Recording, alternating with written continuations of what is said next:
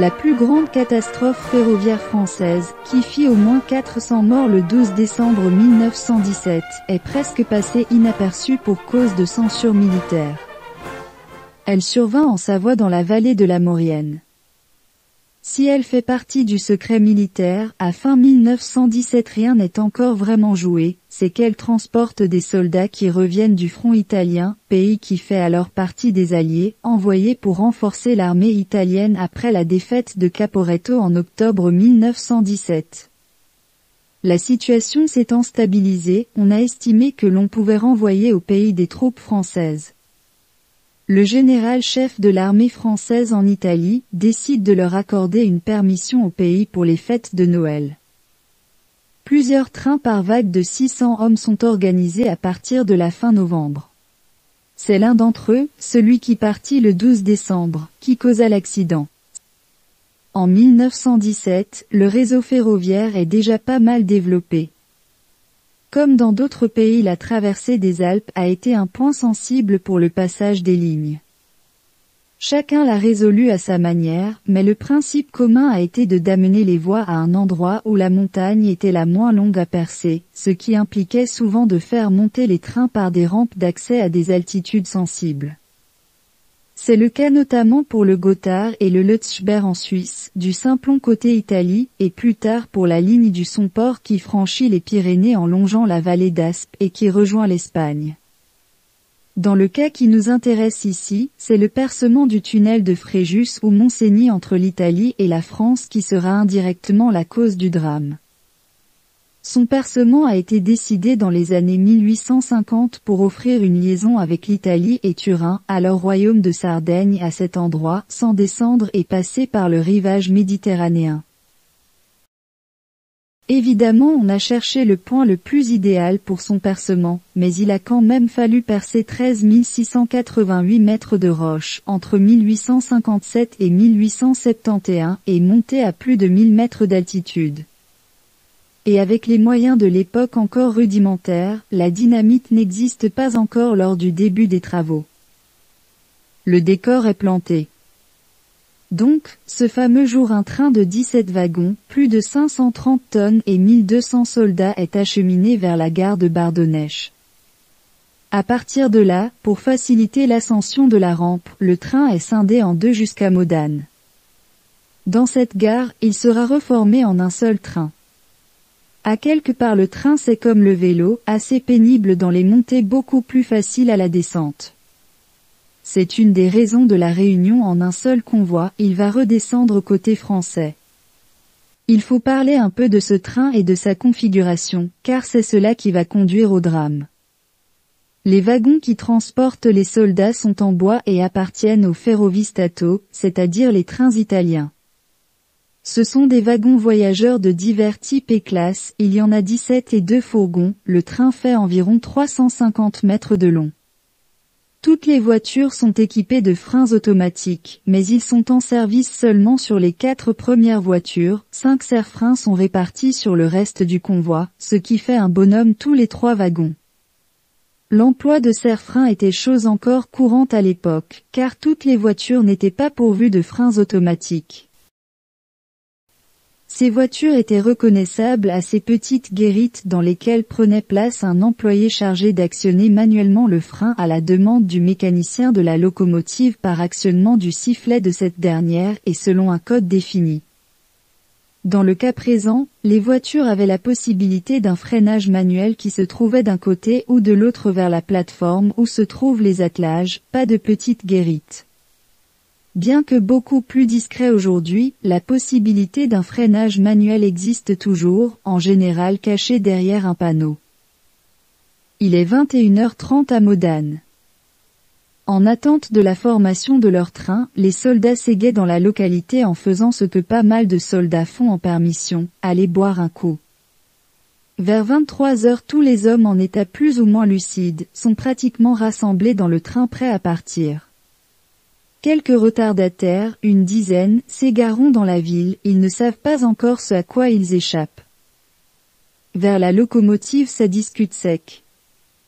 Le mécanicien, l'adjudant Girard, qui connaît la ligne refuse de partir si une seconde locomotive n'est pas attelée au train. Il se méfie des wagons italiens dont il assure que les freins sont bricolés.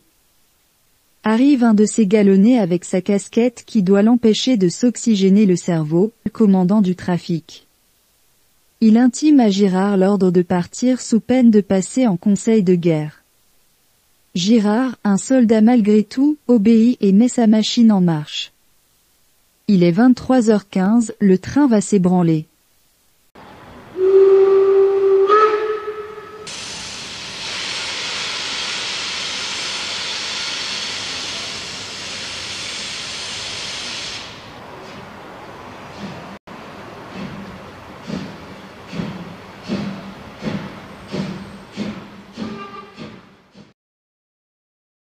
La descente après Modane affiche parfois de pentes de 30% sur plus de 17 km, ce qui est assez considérable quand vous avez plus de 500 tonnes qu'il faut retenir dans la descente.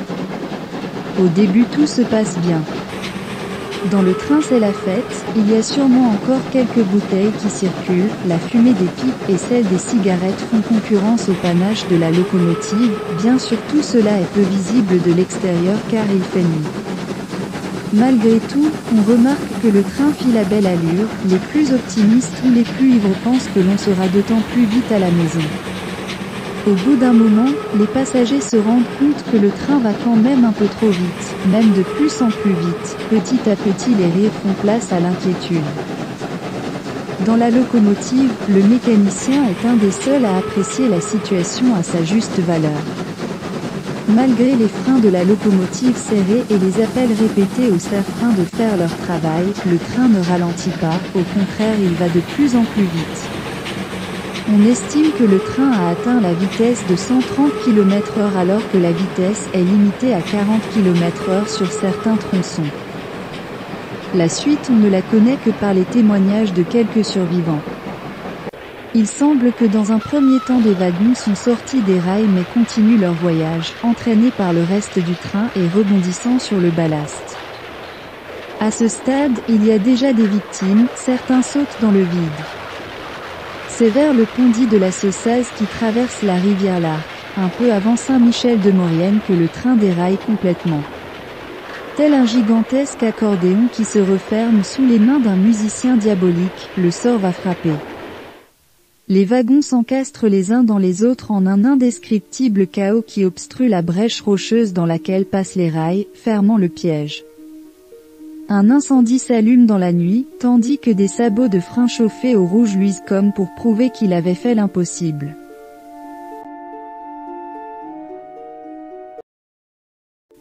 Décrire ce qui s'est passé ensuite relève du voyeurisme macabre. Il y a des morts, des agonisants, des blessés plus ou moins graves, plutôt plus, des cris, des lamentations. Il fait froid, il gèle, des êtres hagards, des zombies, cherchent la fin du cauchemar à la lueur des flammes qui éclairent la tragédie. Suis-je encore en vie ou suis-je mort? Il y a des explosions, des grenades emmenées en douce dans les bagages, éclatent en ajoutant quelques malheurs de plus. C'est étrange comme les engins de mort peuvent parfois fasciner. L'incendie gagne du terrain, certains s'amputent d'un membre coincé dans les débris pour échapper aux flammes. D'autres ne peuvent rien faire, ils sont coincés, pour eux les flammes de l'enfer c'est pour bientôt ou maintenant.